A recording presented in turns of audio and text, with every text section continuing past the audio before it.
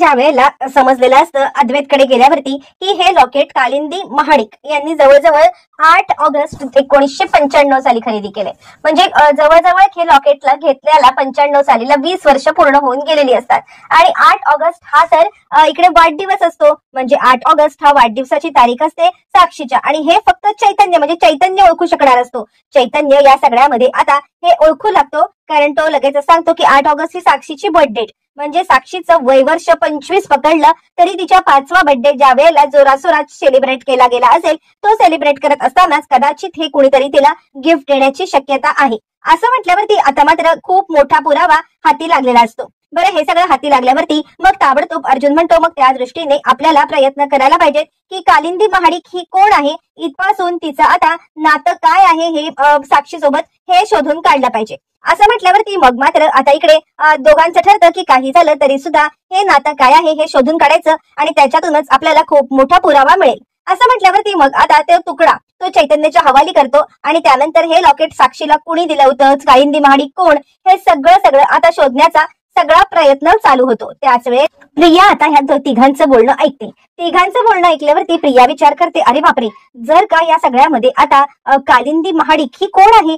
हे सत्य जर का सगळ्यांच्या समोर आलं तर खूप मोठी गडबड होईल आणि साक्षी अडकली जाईल। आणि मुळातच मी जर या सगळ्यामध्ये त्यांना आता खरं कळवलं नाही हे समजलं तर मात्र आता माझं काही खरं नाही। त्यामुळे जे काही आहे ते सगळं सत्य मला आता सांगायला पाहिजे। त्यानंतर तो रविराजांना म्हणतो की तुमच्या माहितीत कोणी कालिंदी महाडिक, यावरती आता इकडे रविराज म्हणतात मला सुद्धा हे नाव ऐकल्यासारखं वाटतंय, मी बघतो, विचार करतो आणि तुला कळवतो काय आहे ते।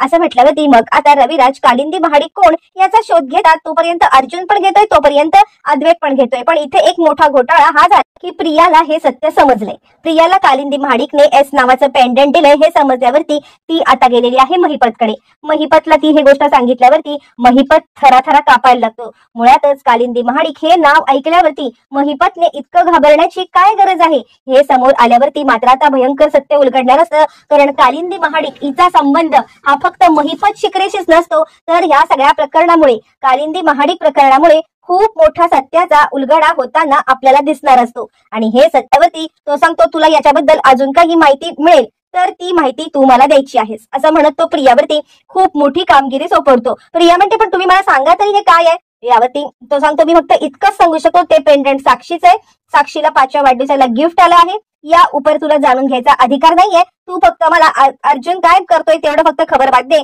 मी पुढे काय करायचं ते हँडल करतो। असं म्हणत मग मात्र इकडे महिपत चांगलाच घाबरतो आणि तो का घाबरतो हे नाव काढल्यावरती हे मात्र कळत नाही महिपत इकडे। तोपर्यंत मग आता सांगायला लागतो रविराज इकडे, आणि नागराज नेमका तिकडेच असतो। नागराज या मागावरतीच असतो की काय घडतंय, कसं घडतंय आणि नक्की आता यांचं काय चाललंय ही माहिती काढण्याच्या मागावरतीच नागराज असतो। आणि म्हणून आता नागराज इकडे ज्यावेळेला रविराज प्रतिमाकडे येतात आणि प्रतिमाला सांगायला लागतात, अगं आज अर्जुन आला होता, या केसमध्ये खूप मोठा ब्रेक थ्रू मिळालाय, आपली तन्वी खोटं बोलते याचा अजून एक पुरावा मिळालाय। यावरती प्रतिमा म्हणते मी तुम्हाला सांगतच आहे, आपली तन्वी खोट्यावरती खोटं खोट्यावरती खोटं हे सगळं बोलतच चाललेली आहे आणि त्यामुळे आपल्याला जरा तरी आता इकडे जपूनच राहायला पाहिजे। पण आता काय तन्वी खोटं बोलली, त्यावरती रविराज म्हणतात तुला माहितीये आज अर्जुन इकडे आला होता आणि अर्जुन सांगत होता की त्याने ना एक पेंडंट आणलं होतं, ते पेंडंट आता कालिंदी महाडिक नावाच्या कुणीतरी गिफ्ट दिलंय, पण ते कुणी गिफ्ट दिलंय पण ते साक्षीला दिलंय, कारण साक्षीच्या 5व्या वाढदिवसाच्या दिवशी ते खरेदी केलंय आणि ते पेंडंट साक्षीचं आहे हे तर सिद्ध झालं तर आपली तन्वी खोटं बोलते हे 100% ही गोष्ट आपण विसरून चालणार नाही। असं म्हटल्यावरती मग मात्र आता इकडे हे सगळं समजल्यावरती खूप मोठा गोंधळ होतो आणि या सगळ्यामध्ये आता नागराजला हे समजतं। नागराज महिपतकडे इकडे आता साक्षीला समजतं की या पेंडंटचं सत्य, साक्षी एकदम पेटून उठते। आता नुसतं पेंडंटचं सत्य समजलंय आणि कालिंदीचं नाव बाहेर आल्यावरती सगळेजण इतके का चिडलेत ते मुळातच प्रियाला कळत नाही की नक्की काय चाललंय म्हणून। यावरती साक्षी म्हणते तू ना आता काहीही कर, सगळ्यात महत्वाचं म्हणजे मला ताबडतोब या सगळ्यामध्ये तू आता ते पेंडंट आणून दे। आता नक्की काय प्रकार आहे हा प्रकार मात्र आता कोणाच्याच लक्षात येत नाहीये, पण प्रियाला इतकं कळतं की कालिंदी महाडिक हे काहीतरी भयंकर प्रकरण आहे आणि ते पेंडंट नाही दिलं तर ही लोक आपल्याला मारून टाकतील, ही गोष्ट मात्र खरी। मग मात्र आता या सगळा विचार करायला लागते, नाही काहीही झालं तरी सुद्धा मला या सगळ्यामध्ये आता सायलीच्या रूमची झडती घ्यायलाच पाहिजे आणि ती सायलीच्या रूम मध्ये येते। सायलीच्या रूम मध्ये ते पेंडंट शोधण्यासाठी येते, पण मुळातच इकडे आता रविराज, सायली आणि इकडे अर्जुन या तिघांनी मिळून ठरवलेलं असतं काहीही झालं तरी सुद्धा इकडे प्रियाच्या हाती हे लागू द्यायचंच नाहीये, कारण प्रिया महिपतची साथीदार आहे, प्रिया खोटं बोलते ही गोष्ट तर पेंडंटमुळे ऑलरेडी सिद्ध झालेली असते आणि त्यामुळे या सगळ्यामध्ये आता इकडे या गोष्टीला काही अर्थ उरत नाही आणि प्रियाचा पाठलाग केला जातो। प्रिया इकडे तिकडे अर्जुन आणि सायलीच्या रूम मध्ये सगळं शोधायला लागते। त्यावरती अर्जुन म्हणतो झालं सापडलं? यावरती प्रिया म्हणते काय मी तर काही शोधत नव्हते असं म्हटल्यावरती मग मात्र आता इकडे लगेचच अर्जुन म्हणायला लागतो अच्छा तू काही शोधत नव्हतीस, जे काही शोधत होतीस ते सगळं आम्हाला कळलेलं आहे, जा जा निवांत शोध घे असं म्हटल्यावरती प्रिया आणि अरे देवा म्हणजे यांना समजलंय की काय की या सगळ्यामध्ये मी अर्जुनला समजतं की प्रिया आपल्या रूम मध्ये पेंडंट शोधायला आलेली आहे, पण ही कालिंदी महाडिक कोण समजल्याशिवाय या पेंडंटचं काय सत्य आहे हे कळणार नाही हे मात्र आता चांगलं समजलेलं असतं। मग रविराजांना मुळातच खूप मोठी इन्फॉर्मेशन हाती लागते।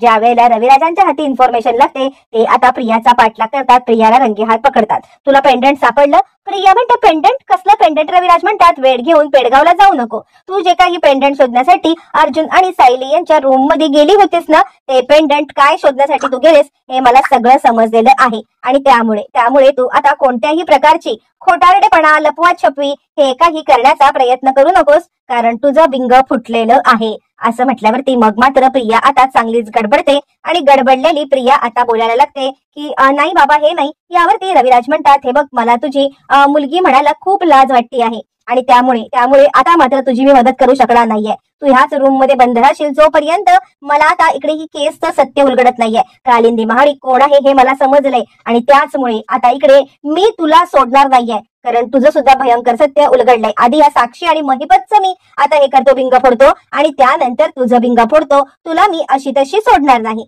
असं म्हणत चिडलेले रविराज या सगळ्यामध्ये आता इकडे प्रियाला चांगलंच फटकारतात आणि फटका घेऊन येतात। कालिंदी महाडिक कोण हे समजलंय आम्हाला असं म्हटल्यावरती मग आता इकडे महिपत म्हणतो माझा काय संबंध? त्यावरती कुणालाच कळत नाही की रविराज इतके का हेपर झालेत, कोण आहे ही कालिंदी महाडिक आणि त्याच्यामुळे प्रियाचं सत्य कसं उलगडलंय। मग आता रविराज सांगायला लागतात कालिंदी महाडिक ही म्हणजे आता तुझ्या आता बहिणींपैकीच एक आहे महिपत शिकरे आणि तिनेच म्हणजे साक्षीच्या आत्याने तिला हे पेंडंट दिलं होतं, त्याचाच तुकडा तिकडे पडलेला होता आणि म्हणजे साक्षी तिकडे गेली होती हे सत्य नाकारता येत नाहीये आणि जर हे सत्य नाकारता येत नाहीये तर ही प्रिया खोटं बोलते हे सुद्धा सत्य नाकारता येणार नाही। नागराजचा सुद्धा हात आहे हे सुद्धा रविराजांना समजल्यावरती ते अधिकच चिडलेले असतात आणि आता चिडलेले रविराज नागराज प्रिया या सगळ्यांच्या समोर आता चांगलीच विल्हेवाट लावतात। त्यानंतर अर्जुन म्हणायला लागतो नागराज काका महिपतच्या नादी लागून तुम्ही खूप मोठं सगळं गमावलंय। मग महिपत सुद्धा काही बोलणार तर नागराज त्याला गप्प करतो। आता इकडे नागराजचं अजून कुकृत्य हे सगळ्यांच्या समोर कसं येणार आणि प्रियाचं भांड तर फुटलंय एका